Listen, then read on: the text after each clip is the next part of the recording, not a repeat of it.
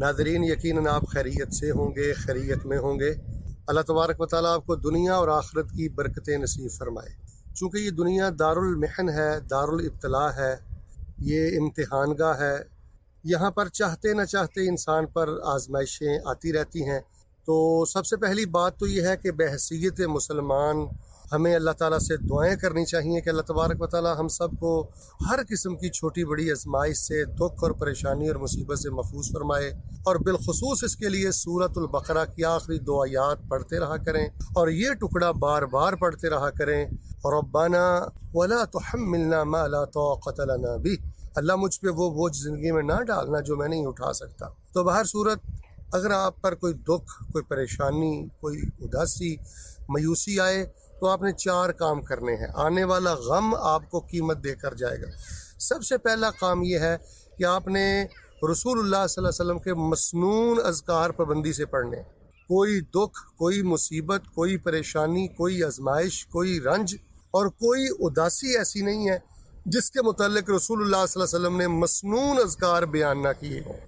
सबसे पहली बात, अपने अक़ीदे को मजबूत रखना है और पूरे यकीन और शौक़ के साथ आपने मसनून अज़कार पर पाबंदी करनी है। एक तो इसकी बरकत से अल्लाह तबारक व तआला आपकी मुश्किलात को दूर करेंगे और फिर इन अज़कार के ज़रिए अल्लाह तबारक व तआला आपके दर्जात को बुलंद फरमाएंगे। और दूसरी बात ये आपने हमेशा ज़हन में रखनी है कि ये दुख, ये तकालीफ, ये भी अल्लाह की दोस्ती का एक रंग है। अल्लाह अपने प्यारों को आजमाते हैं और तकलीफ़ के दिनों में जो उनकी दिल की बेकरारी होती है और उसके बावजूद वो अपनी ज़ुबान से अल्लाह ताला की तारीफ़ें करते हैं, ये बंदे की हालत अल्लाह को बहुत ज़्यादा पसंद है।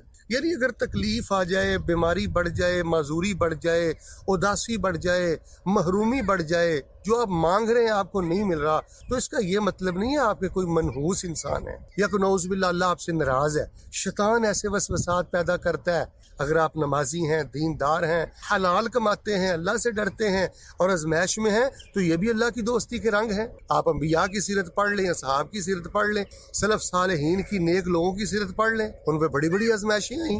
तो एक तो मसनून अज़कार की पाबंदी करें और दूसरी ये बात ज़हन नशी कर लें, ये अल्लाह के प्यार का एक रंग है, दोस्ती का एक रंग है।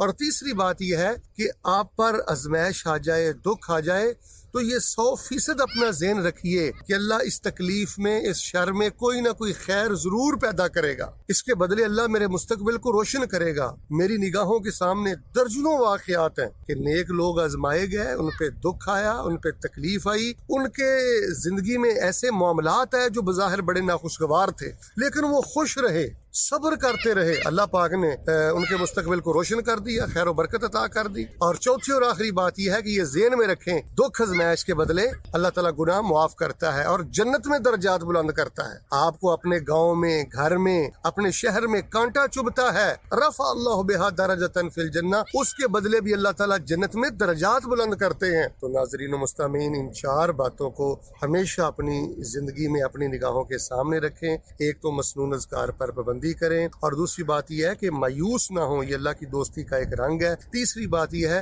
कि नेक लोगों की ज़िंदगी में बज़ाहिर जो उनको शर नज़र आता है, अल्लाह उनमें कोई ना कोई खैर पैदा करता है, तरक्की की राहें अल्लाह ताला हमवार करता है और उस आज़माइश के बदले अल्लाह तबारक व तआला अपना कुर्ब अता करता है। गुनाहों को नेकियों में तब्दील करते हुए बंदे को अपनी जन्नत का मेहमान बनाते हैं। पहली बात तो यह है कि अल्लाह हमें आजमाइशों से, दुखों से बचाए और अल्लाह ना करे अगर कोई आजमाइश, तकलीफ आ जाए तो अल्लाह इन 4 बातों का हमें ख्याल रखने की तौफीक अता फरमाए। आमीन सुम्मा आमीन।